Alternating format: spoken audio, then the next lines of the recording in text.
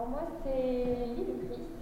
Je vais vous présenter les bases du travail du cuir et puis l'application dans le cosplay. Je vais vous montrer un petit peu les techniques et puis vous montrer mon projet du costume de Lucia Siri. Je ne sais pas si vous connaissez.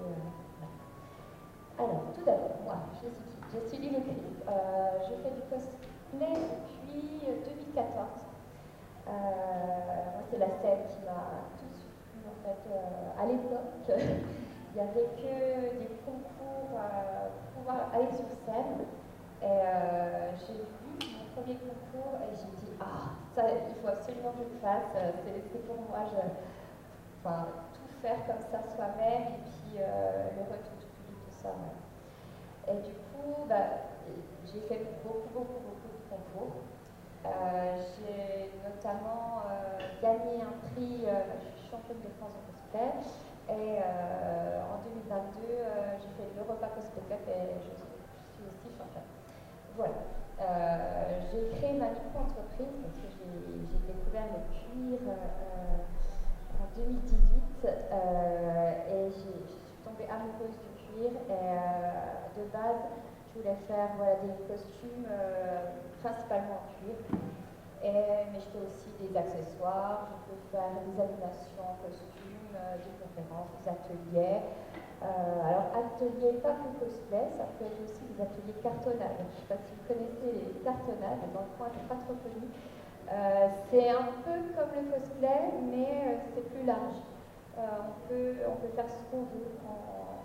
Ça peut être des costumes, des accessoires, ça peut être une arme, une hache, ça peut être un robot mécanique, ça peut être ce que tu veux. Et le but des cartonnades, c'est après de fighter avec ces trucs jusqu'à ce qu'il y en ait plus tard. Voilà. Donc voilà. Bon, voilà, donc là, c'est un petit peu les coups de cœur dans mes costumes que j'ai faits. J'ai commencé par Lightning, là, en rose. Lightning et Milena de Mortal Kombat, je les ai faits en simili-cuir. Parce que c'est pas trop cher, mais le problème, c'est que ça brille mal. On a tous eu une veste en simili, et au bout de 2 ans, elle tombe en miettes. C'était bien, mais voilà. En plus, ça colle, c'est pas super agréable. Bon, après, ça reste pas trop cher et ça reste bien. Voilà, si on peut appeler ça comme ça. Ensuite, je cherchais ma matière. Je savais pas trop quoi prendre. Du coup, j'ai fait un fan-up de World of Warcraft. Et là, j'ai pris du PVC expansé. Vous connaissez le PVC expansé? Non, si vous connaissez tous, c'est derrière des affiches, derrière des... c'est tout dur, c'est blanc. Derrière, quand vous accrochez un cadre, généralement c'est du PVC expansé que vous avez dessus. Donc on le chauffe et puis on peut modeler, mais légèrement, c'est assez cassant. À chaud, c'est comme les thermoplastiques, ça risque de se déformer, et puis à froid, ça casse. J'étais pas encore fan, et surtout là, j'étais pas du tout confortable, ça me blessait en fait. C'est un costume, je l'adore vraiment, mais à porter c'est une fortune. Ensuite, pour la sélection de l'Europa Cosplay Cup, j'ai fait Goliath du film Le Roi Arthur. Et là, j'ai commencé la brassière. Pour ceux qui étaient là hier, j'étais en Goliath. Et la brassière, là, on ne voit pas trop sur la photo, mais c'est un tressage de petits cordons de cuir. Donc ça, c'est le petit cordon de cuir là, c'est un tressage. J'ai bien aimé et voilà. Du coup, j'ai été sélectionnée pour le cosplay et j'ai fait la Bertha. Parce qu'à l'époque, je regardais Vikings et il faut l'avouer, tous les costumes de la série sont magnifiques, bourrés de détails et tout. Je voulais le faire à la façon vraiment comme le créateur du film, qui est un artisan que je suis depuis. Du coup, avec des matières de l'époque, du cuir. Donc j'ai dû me former pour je voulais bien faire. Du coup, j'ai fait une formation auprès d'un artisan du cuir pour avoir les bases et surtout pour la ceinture. On ne voit pas trop là, mais la ceinture, il y a du repoussage. Le repoussage, en fait, c'est une technique qui consiste à marquer le cuir, donc soit en le martelant, soit en appuyant dessus fortement. Je vous expliquerai plus en détail tout à l'heure. Et ça, il faut du cuir tannage végétal. Donc, voilà. Pour la Bertha. Et du coup, ensuite, j'ai commencé Gaïa au Louvre. Je voulais la faire pour la sélection de la Coupe de France, mais c'était trop long. Et mon chéri qui est là, il m'a, à 3 mois d'une sélection, m'a dit allez, je te fais un défi, on fait du Assassin's Creed, Alexios, Cassandra, et puis on essaie de se sélectionner tous les deux. Il y avait 2 conventions en même temps pour la sélection Grand Est. Et du coup, voilà. Heureusement, il y avait un dossier PDF de toutes les références, donc ça c'était pas mal. Et au final, comme j'avais la formation de base, le travail a été relativement rapide. La seule difficulté, c'était les motifs qui étaient là. J'ai un peu galéré à les faire, mais voilà. Ensuite, du coup, j'ai fait Gaïa à la finale de la Coupe de France. Et là, la difficulté, c'était vraiment tous les formes discornues des épaules. Ça fait des petits trucs comme ça, au niveau de la poitrine, au niveau des bras, et puis des jambières. On ne voit pas trop là, voilà. Mais finalement, je vous expliquerai, c'est vraiment tout con. Hein. Il ne faut pas penser que le travail du cuir, c'est une montagne insurmontable. C'est comme toutes les techniques, hein. La mousse, le wapla, enfin, tout ce que vous pouvez utiliser, c'est pas plus compliqué. Même, enfin voilà, c'est pas plus compliqué. Il faut juste avoir les bases et après s'entraîner, regarder des vidéos YouTube. Voilà.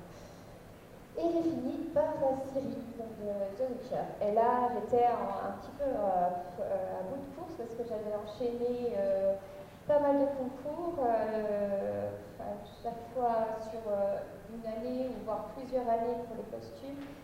J'en pouvais plus. Mais grâce à la Coupe de France, j'avais le droit de faire le repas Cosmécop, pardon. Et du coup, je ne pouvais pas ne pas accepter. Du coup, il fallait que je me motive. Donc, pour me motiver, j'ai besoin de me défier, de dire, allez, bon, ça fait 6 ans que je voulais faire de la forge. Donc, j'ai fait un stage auprès d'un artisan forgeron. Et donc, j'ai fait l'été, j'ai fait le poignard et puis toutes les petits bouts. Et j'avais encore envie de défi parce que vraiment, l'oral, c'était pas ça. Du coup, j'ai tenté le pantalon en cuir tannage végétal. C'est pas du tout fait pour, je ne le conseille pas. Mais voilà, je voulais faire la teinture moi-même, je voulais faire tout, un pantalon. Voilà, je voulais faire un pantalon. Donc j'ai fait un pantalon, j'ai fait les bottes intégralement et le talon aussi en cuir et les gants. Voilà. C'est lui. Voilà pour ça. Alors maintenant, on va passer au vrai sujet, le cuir. Qu'est-ce que c'est le cuir? Donc le cuir, c'est la peau de l'animal. Désolée pour les véganes. Voilà, c'est la peau d'un animal qu'on a rendu donc imputrescible. Ça veut dire qu'il ne pourrit pas par le procédé du tannage. Le tannage, ça va utiliser des tanins. Il y a 2 types de tannage, le tannage végétal et le tannage minéral. Le tannage végétal, ça va être à base de... On va utiliser des végétaux, comme les écorces de chêne ou de bouleau. C'est un procédé qui est assez lent, donc c'est un peu cher. Mais voilà, c'est un produit qui va être très résistant, qui va durer dans le temps, qui va bien vieillir. En fait, chaque marque, ça va rendre encore plus authentique et plus réaliste votre création. Qu'est-ce que j'avais dit? Ouais, et du coup, chaque cuir va avoir une couleur, une finition particulière en fonction de l'animal. Ça, je vous dirai au niveau du choix. Et par contre, le tannage minéral, ben, c'est ce qu'on peut avoir au niveau des canapés. Donc ça, c'est moins cher parce que le tannage va être plus court. On va utiliser des substances chimiques, donc, comme des sels d'aluminium ou sels de chrome. Donc ça peut faire des allergies, il faut faire attention, mais c'est moins cher. Par contre, on l'utilise plus comme du tissu. Il ne pourra pas faire du poussage, par exemple. Voilà.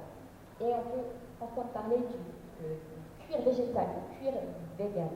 Alors ça, c'est un gros fait, parce que cuir, c'est animal, végétal, voilà. Donc, en fait, on utilise des résidus d'ananas, principalement. C'est plus un tissu qui a l'apparence d'un cuir. Voilà. Après, on ne pourra pas l'utiliser non plus en poussage. Ça peut être une bonne, voilà, ça peut être bien. Voilà. Mais pour ce que je fais, moi, je fais beaucoup de repoussage, je ne peux pas l'utiliser comme ça. Et notre cuir, donc, il a deux côtés. La fleur, qui est au niveau, vous avez votre fourrure, et juste en dessous, c'est la fleur. Et la croûte qui est au niveau du tissu sous-cutané, donc voilà. Maintenant, on va faire le choix. Le choix, on va le faire en fonction de ce que vous voulez faire, de ce que vous voulez créer. Et puis, au niveau de l'animal, vous allez choisir plutôt, par exemple, de l'agneau ou du mouton. Ça va être très souple, ça va être très doux, voilà, et assez fin. Alors que le cuir de porc, ça va être un tout petit peu plus épais et surtout en texture, vous aurez des petits pores apparents. Voilà. On peut utiliser aussi le cuir de veau. Là, c'est de la croûte de cuir de veau pour un aspect velours en fait. Là, je ne vais pas utiliser le côté fleur que j'ai mis à l'intérieur. Ça, c'est mes bottes, c'est le dessus des bottes. Je l'ai utilisé du côté croûte pour avoir un aspect velours. Et dans notre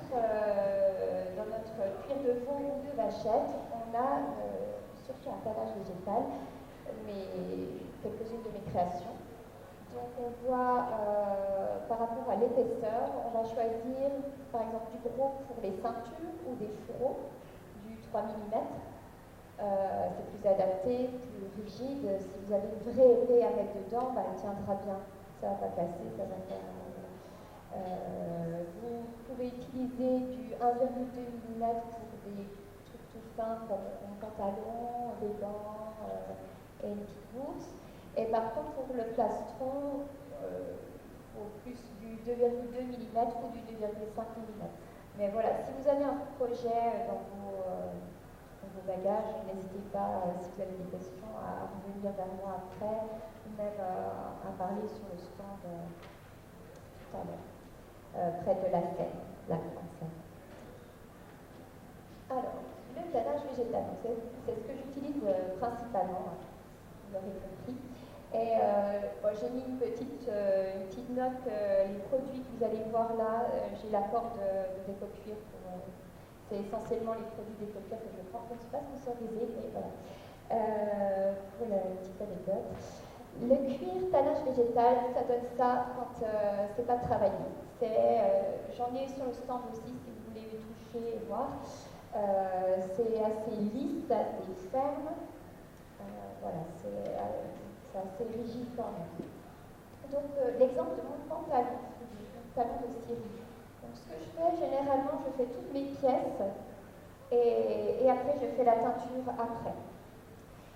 Donc pour la base du cuir, en fait, c'est comme pour la mousse, il faut découper plus large parce que forcément avec l'épaisseur, vous allez perdre de la longueur. Donc ça, vous le savez peut-être. Et puis, surtout avec le cuir, il faut faire attention aux marques qu'on va laisser sur une potentielle marque d'ongles ou quoi. Ça va marquer le cuir et c'est un peu irréversible.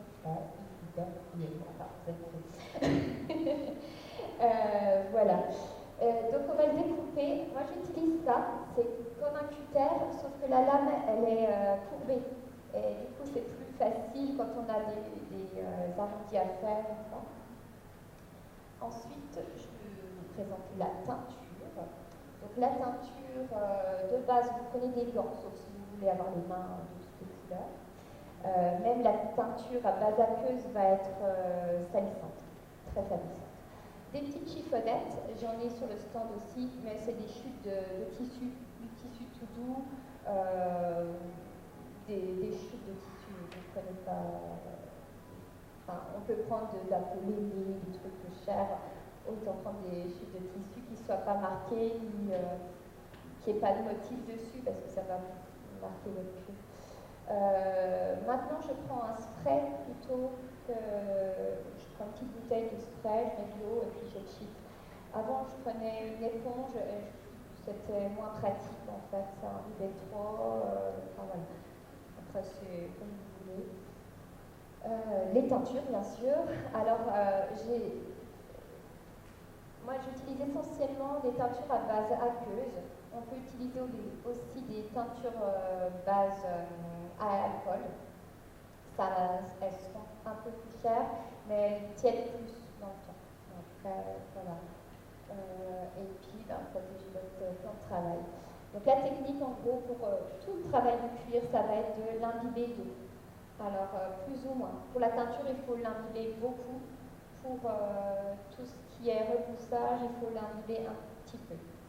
Pour pas qu'après, il soit trop rigide. Parce qu'une fois que vous l'avez humidifié et qu'il a séché, il devient un peu plus rigide, donc cassant. Voilà, je vous dirai après. Comme vous avez plus, donc oui, on peut, oui. En fait, on a testé récemment de teindre justement avec des produits déco-cuir et une peinture aqueuse, mais on a remarqué qu'en fonction des pièces, en fonction du endroit, ça donne pas du tout la. J'allais y venir. En fait, ce n'est pas vous qui faites votre teinture, c'est le cuir qui choisit la couleur qu'il aura. C'est vraiment très compliqué. Je dirais le point difficile dans la teinture, c'est le plus difficile dans le cuir. C'est pas le repoussage, c'est pas tout, la couture, tout ça, c'est chiant, mais c'est pas difficile. Ça, c'est difficile. Surtout dans le cosplay, parce que dans le cosplay, vous avez des préférences. Alors ça, c'est du brun. Ouais, je veux le même brun. Ben non, c'est très compliqué. Et c'est pour ça d'ailleurs que je regroupe tout. Par exemple, là j'ai tout mon pantalon et je fais tout mon pantalon en même temps. Parce que dans 2 jours, j'arriverai peut-être pas à faire la même chose en fait. Sur une pièce, on va avoir que ce soit uniforme, c'est la difficulté. Alors ce que je fais moi, généralement, je prends mon petit flacon, je prends ma chiffonnette, je le mets au-dessus, je fais comme ça un petit peu 2 fois. Et là, je vais faire les bords déjà pour enlever trop plein de liquide. Et après, vous allez faire des petits cercles comme ça, tout doucement, sans appuyer trop. Vaut mieux pas beaucoup de matière et refaire plusieurs fois que d'en mettre 15 tonnes. Là, ça va faire des marques. Ça va marcher. Faites des tests. Et ce que je peux conseiller aussi, c'est d'utiliser plusieurs teintures. Par exemple, pour le pyjama, j'ai pris l'habitude de prendre du jaune en base. Mais vous n'êtes pas obligé, vous pouvez faire juste un brun clair. Donc, vous faites toutes vos pièces. Il faut régulièrement sprayer un peu vos pièces pour qu'elles soient bien validées. Entre chaque couleur, par exemple. Et après, j'ai mis du brun foncé, un petit peu de noisette et le noir à la fin pour faire les ombrages. Par exemple, là où il va y avoir des coutures, là où il va y avoir des plis, je fais, mais vraiment, j'appuie quasi pas. C'est vraiment tout léger.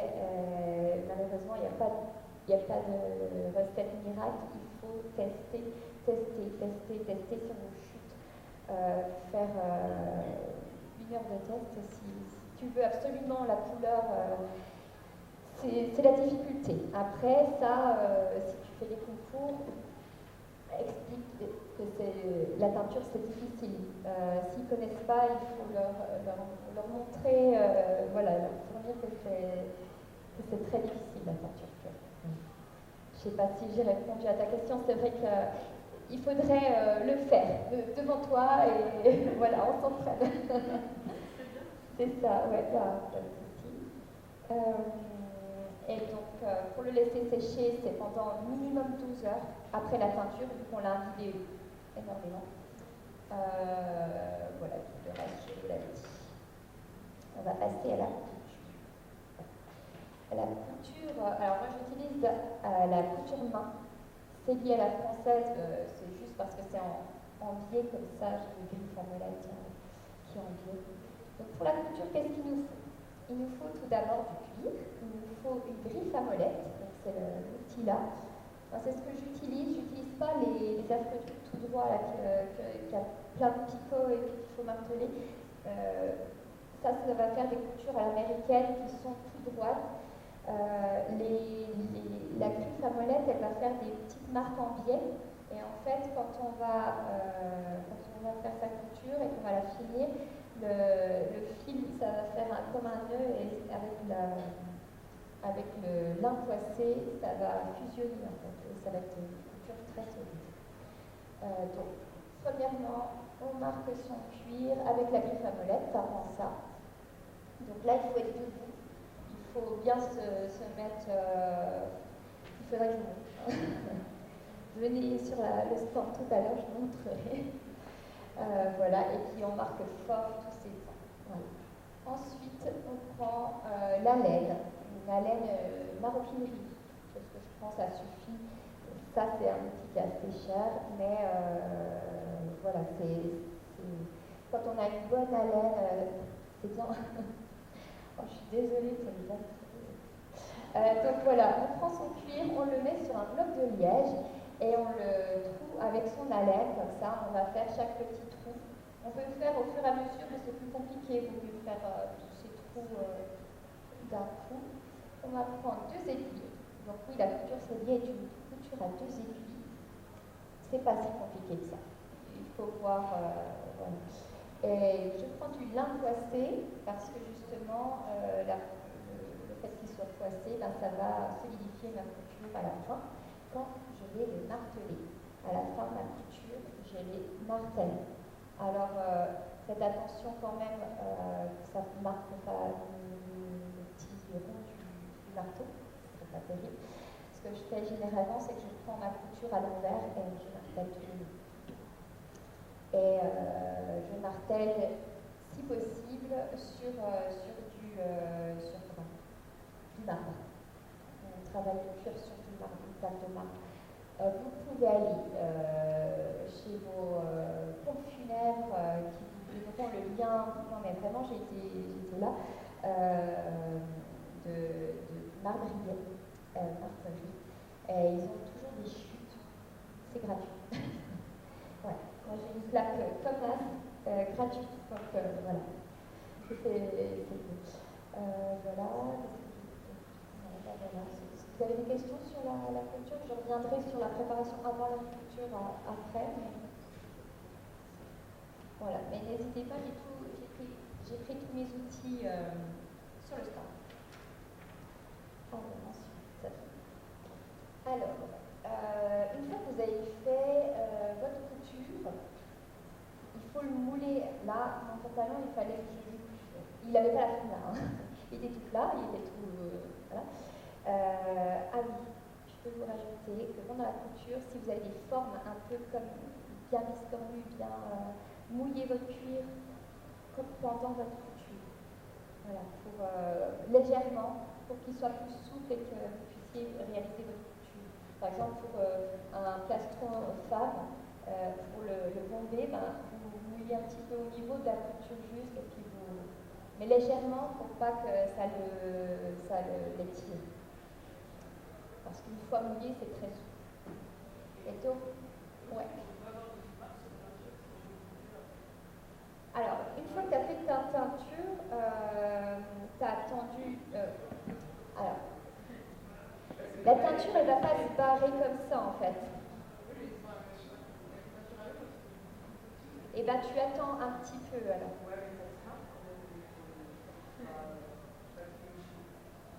Bah, trouve pas. Après, si vous voulez, vous attendez vos 12 heures de séchage et après vous mouillez. Alors, si vous avez des problèmes de marquage, enfin de marque de votre cuir, mouillez tout l'ensemble. Comme ça, vous n'aurez pas un endroit tout bizarre et puis le reste, voilà. Mouillez tout. Là, le calage est du tout mouillé, dedans, derrière, et le mettre sur moi, parce que j'avais pas de mannequin en dur de jambes, donc je l'ai mis sur moi, c'était très agréable. Et pour avoir la vraie forme de mes jambes et tout. Et pour faire les plis derrière les genoux, les plis là, enfin, que je sois à l'aise dedans. Donc je vais bien comme ça, machin. Et par contre, il y a des plis qui ne se faisaient pas et qui étaient sur ma référence. Donc là, je les ai faits avec ma main, tout simplement. Hein, c'est comme ça, tac, tac, tac. On sculpte son truc, on attend un petit peu que ça raidisse un petit peu. Longtemps. Voilà. Et après, je l'ai enlevé tant bien que mal. Je l'ai mis sur une tringle. Là, on voit c'est une tringle à rideau. J'ai mis là, c'est une règle entre deux chaises. Et puis, je regardais de temps en temps qu'il ne se déforme pas trop. Hein. C'est l'indifférent. Et voilà, j'ai attendu un petit peu mieux, qu'il sèche tout ça. Et puis après, ce qu'il faut faire, c'est vraiment le crémer, hydrater le cuir. Je vais y venir. Donc, en premier lieu, votre cuir qui est fini, couture et tout, vous allez, au niveau des bords, vous allez polir. Vous prenez votre, ça s'appelle un polissoir, peu importe le nom, vous pouvez prendre ce que vous avez, peu importe, que ce soit un peu arrondi, et vous allez polir pendant longtemps. Vous pouvez rajouter soit vous avez une question de la cire d'abeille. Vous pouvez mettre de la cire d'abeille. Pareil, les agriculteurs peuvent en avoir, mais on peut en trouver un peu partout sur le net. Vous prenez votre cire d'abeille et vous en mettez sur la tranche et ça va aider à lisser. Le fait du polissage, ça va vraiment le lisser et le rendre tout doux. En fait, c'est pour pas que ça vous blesse sur la tranche, parce que ça peut être blessant si c'est pas poli. Et on peut y mettre aussi du toponolé. Le toponolé, ça peut aider au polissage des franges. Ensuite, vous pouvez lustrer. Alors moi, je prends un gant comme ça de lustrage, mais vous pouvez prendre des chutes de collant. Ça peut faire le taf. Vous prenez votre collant, vous le mettez comme un gant et puis vous lustrez. Et là, ça va être magique. Hein. Vous allez tomber d'un truc immonde, tout terne, la couleur n'est pas ouf. Et là, vous allez lustrer, ça va être bon. Mais il faut y aller à fond. Hein. Voilà, il faut y aller à fond et au bout d'un moment, c'est bon. Et d'ailleurs, je n'ai pas dit au niveau de la teinture, il faut faire attention à la couleur en fait. Parce que la couleur, une fois humide, n'est pas la même qu'une fois sèche. Donc, elle sera un peu plus pâle et moins. C'est pour ça que des fois, ça m'arrive de refaire la teinture après. Par exemple, le Galia, la rouge que vous avez vu tout à l'heure, un beau rouge sang profond. J'avais fait du jaune, du fuchsia, du rouge, du noir. J'ai attendu que ça sèche et ça me faisait une espèce de fuchsia rose. Le rouge n'était plus là. Du coup, j'ai remis du rouge et là, ça a tout de suite été nickel. Et du noir pour qu'il soit profond. Voilà. Ensuite, du coup, bien hydraté. Alors, ce que je prends, c'est de la crème universelle, principalement. Là, j'ai mis la dose à l'intérieur parce que je voulais tester si je pouvais faire une roue avec. Ben non, je ne pouvais pas. J'avais pas assez d'amplitude. Et en fait, c'est mon cuir, comme c'était du 1,2 tout fin, qui a cédé au niveau de l'entrejambe et la couture, nickel. C'est bien, et ouais. Tout l'intérêt de tester le costume avant de l'époque. Voilà. Et de bien hydrater pour que ça devienne souple C'est comme vous, votre peau, vous l'hydratez, sinon elle est toute sèche. Et puis là, pour la référence, j'avais rajouté le petit triangle qu'il y avait là, j'avais rajouté des centres pour pouvoir le fermer correctement. Mais du coup, la crème, si une fois qu'on a fini, on crème, et puis après c'est fini, il faut, par exemple... Alors, non, c'est de l'entretien en fait, mais rassurez-vous, pas beaucoup d'entretien. On peut crémer donc avec la crème saphir, la crème universelle ou avec, c'est quoi celui-là? Oui, si vous avez vraiment rien dans vos stocks, vous ne voulez pas acheter, vous n'avez pas de sous, vous avez de la crème Nivea bébé. Ça fait son taf, c'est pareil. Donc là, pour le pantalon, j'avais crémé extérieur et intérieur parce que je voulais vraiment que ce soit très très souple. Mais pour un brassard ou un plastron, enfin, généralement, on n'a pas besoin, on crème juste l'extérieur. Donc là, ça va être pareil que la teinture, pas dans la chanteur, mais dans le fait que vous mettez un peu de crème là et vous appliquez un petit cercle comme ça pour que ce soit uniforme le plus possible. Tester sur des chutes qui ont été teintées, vos tests de peinture par exemple, avant. Parce que ça peut aussi faire des petites marques si on en met trop de la crème. Donc il ne faut pas abuser de crème. Il vaut mieux en mettre plein, des petites touches, une fine couche plusieurs fois que pas du tout.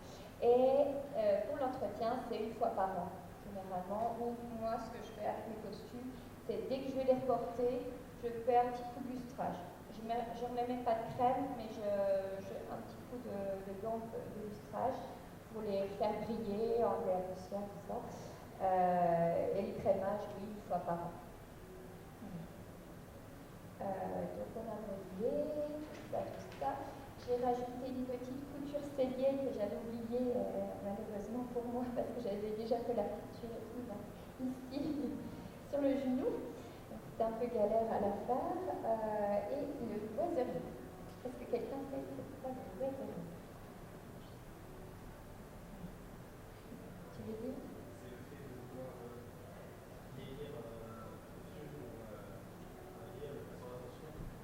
Ouais, c'est ça, tout à fait. C'est sur un costume, en fait, quand on porte n'importe quelle chose, c'est l'usure du temps naturel d'un vêtement. Dans le cas de Siri, elle traîne tout le temps dehors, elle marche en vêtements, machin. Donc là, moi, le weathering, je vais faire des dégâts déjà matériels. Je peux prendre un cutter, je peux prendre un décateur, je peux prendre une ponceuse, enfin, si c'est des guerriers, il faut y aller. Bon, faites des tests avant, pas sur le costume, c'est toujours bon. Et au niveau peinture, sur les coutures surtout, je vais rajouter de la teinture cuir, brun foncé, ou pas noir parce que ça va se voir tout trop, mais brun foncé, noisette, enfin ça dépend de votre couleur, voilà, quelque chose de foncé. Et pour faire le weathering en tant que tel, donc par exemple le weathering, ça va être là, ici, ça va être sur les plis, ça va être sur les coutures, voilà. Réfléchissez un vêtement issu où vous pouvez prendre un vieux pantalon, et regardez, alors ouais, naturellement, ça va s'user au niveau sur les plis ici, là, sur le milieu.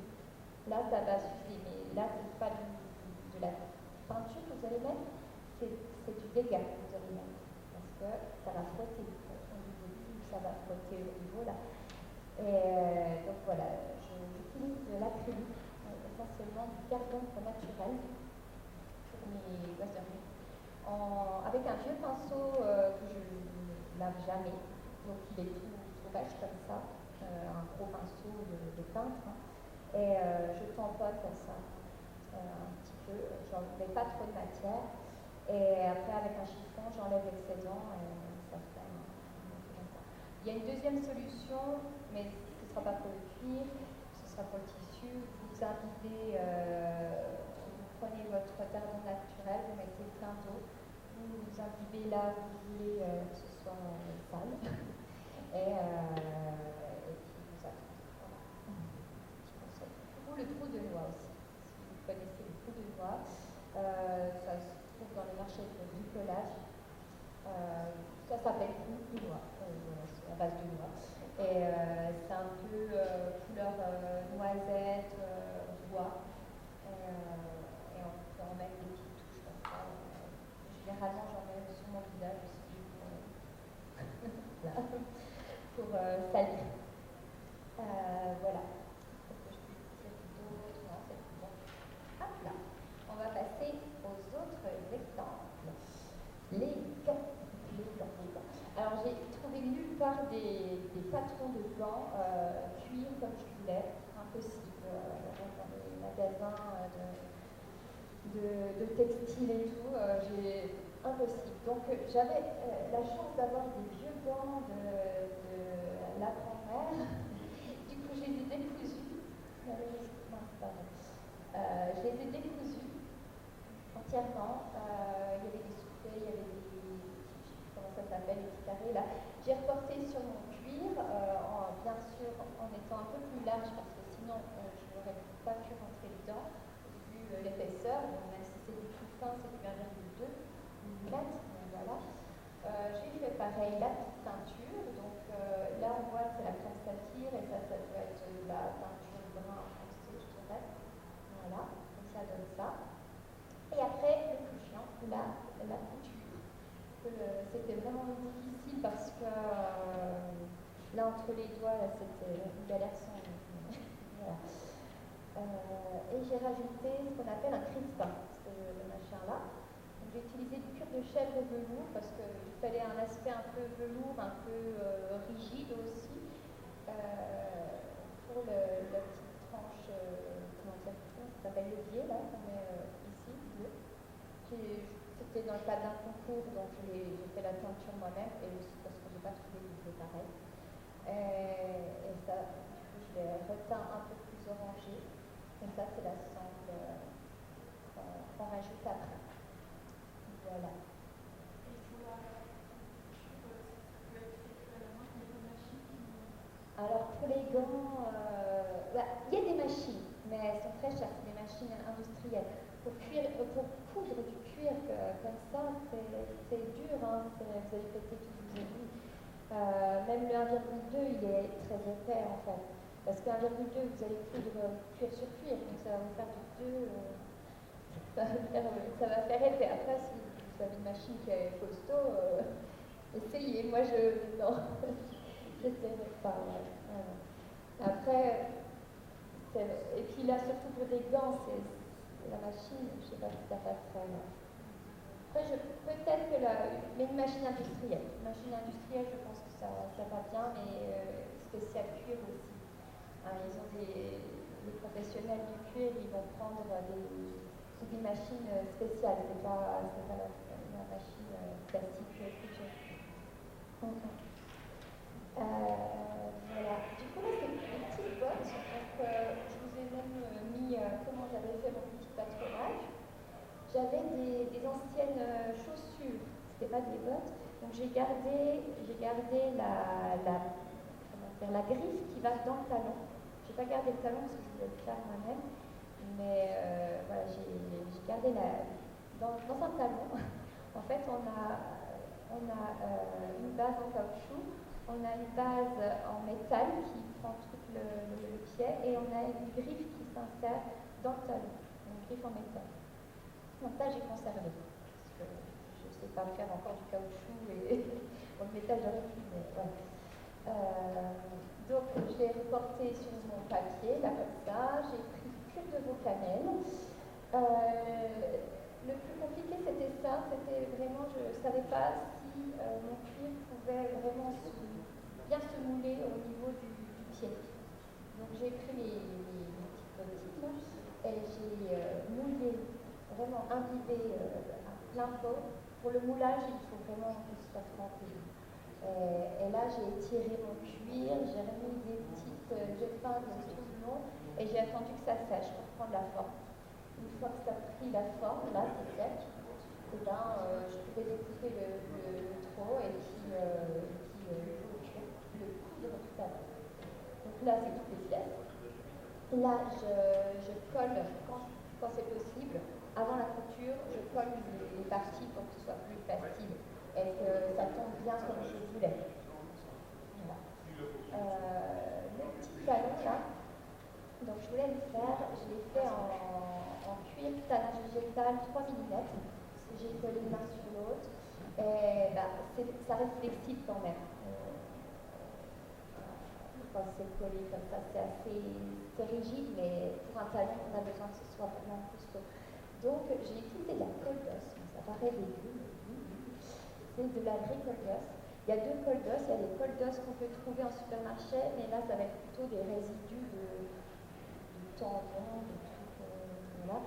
Alors que là c'est en boutique, médiévale, on peut trouver des produits comme ça. Donc c'est de la colle d'os, c'est des petites billes comme ça qu'on laisse gonfler on met autant de billes que d'eau, on laisse gonfler pendant 1 heure, après on le met au bain-marie, comme ça, on met dans un truc en verre, on le met au bain-marie jusqu'à ce que les petites billes deviennent liquides. Et une fois qu'elles sont liquides, on peut prendre un pinceau et puis digérer son talon, enfin, qu'on veut rigidifier et l'imbiber vraiment du produit parce que le cuir va absorber la colle et ça va devenir tout dur. Voilà. Pour le talon. Et là, vous pouvez voir, j'ai fait les trous à la perceuse pour pouvoir rentrer ma griffe que j'avais récupérée. Donc là, il y a le caoutchouc, il y a ça c'est ce qui tient qui recouvre le métal. Et j'avais gardé aussi les trucs qui étaient formés pour la cheville et la pointe du pied. Là, j'avais rajouté de la mousse pour le confort et une semelle en cuir intermédiaire pour le confort aussi. Voilà. Vous avez des questions par rapport au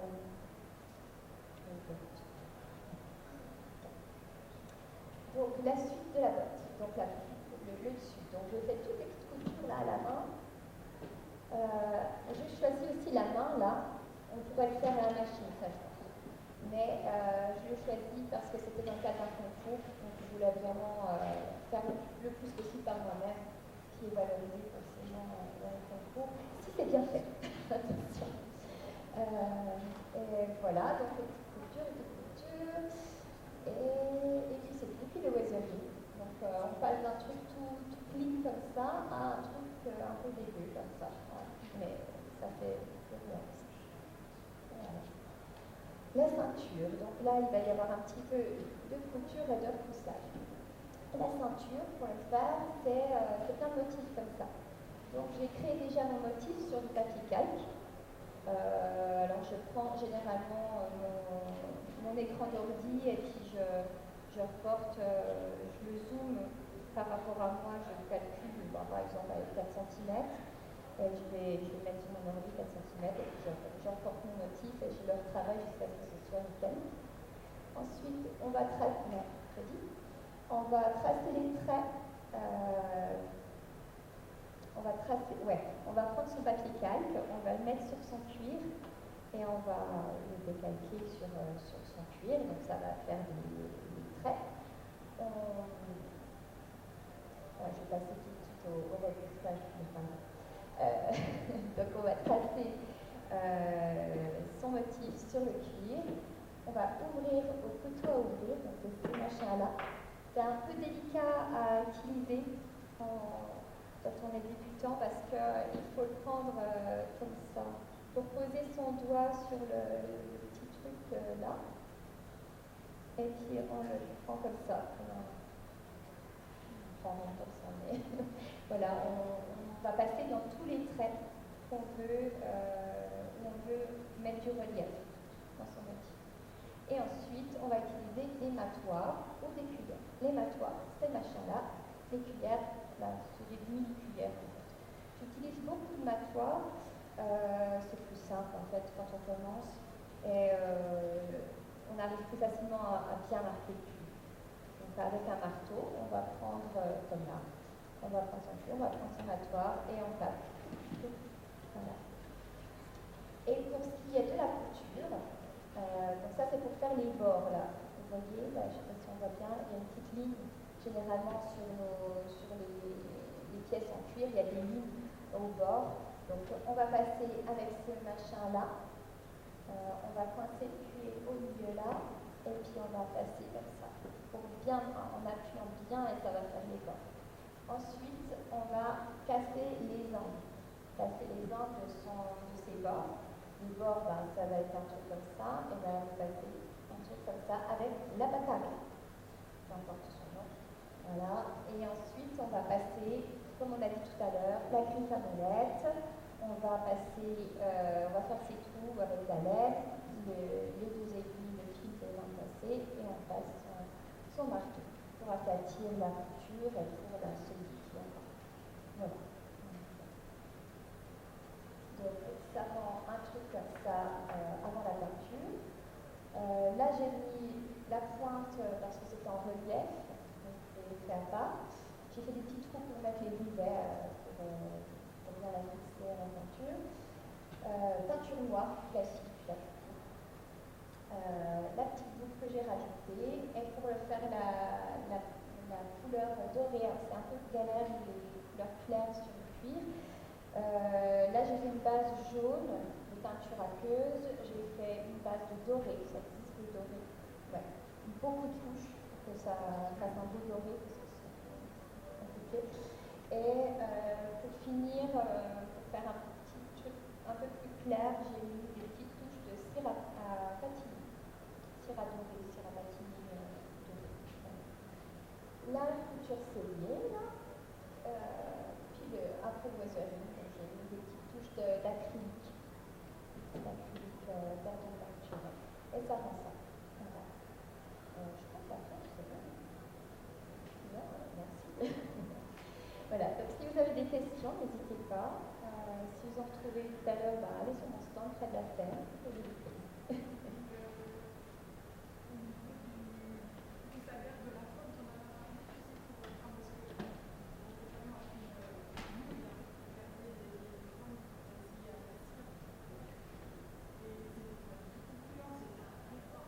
Pour garder la forme, alors c'est quelle pièce? Une armure. Il faut que ça reste vraiment à la forme. Ah ouais.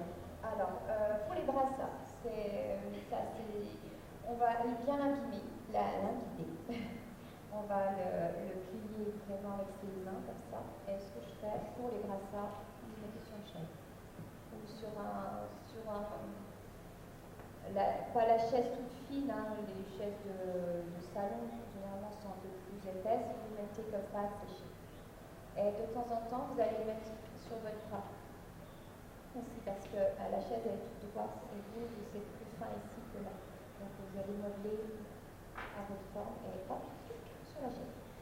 Voilà. Pour l'épaule, il faut sur vous, hein, vous mettez vous prenez votre cuir, vous mettez sur votre épaule, vous moulez bien. Voilà, vous faites votre forme. Et puis après, vous attendez un petit peu que ça rigidifie. De toute façon, en fait, c'est ça le problème.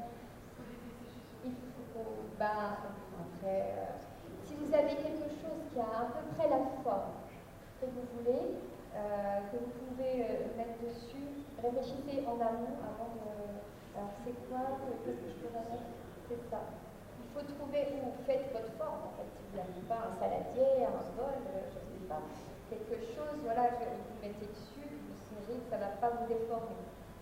C'est plus petit que votre épaule, par exemple. Juste que ça ne fasse pas des marques. Vous avez d'autres questions?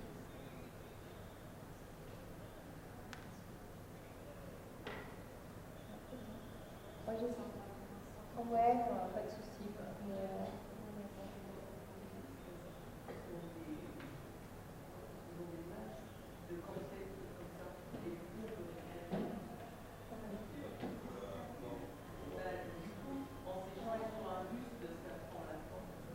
Oui, voilà. Après, moi, pour mes plastrons, je mets sur des bustes. J'ai acheté des laquins. couture, puis je mets dessus, puis je moule dessus, parce que sur soi, c'est compliqué. Hein, ouais, c'est ça, c'est plus facile. Le mieux, c'est le buste, mais bon, on n'a pas tous ces moyens de prendre un buste ou un mannequin, c'est un truc ouais.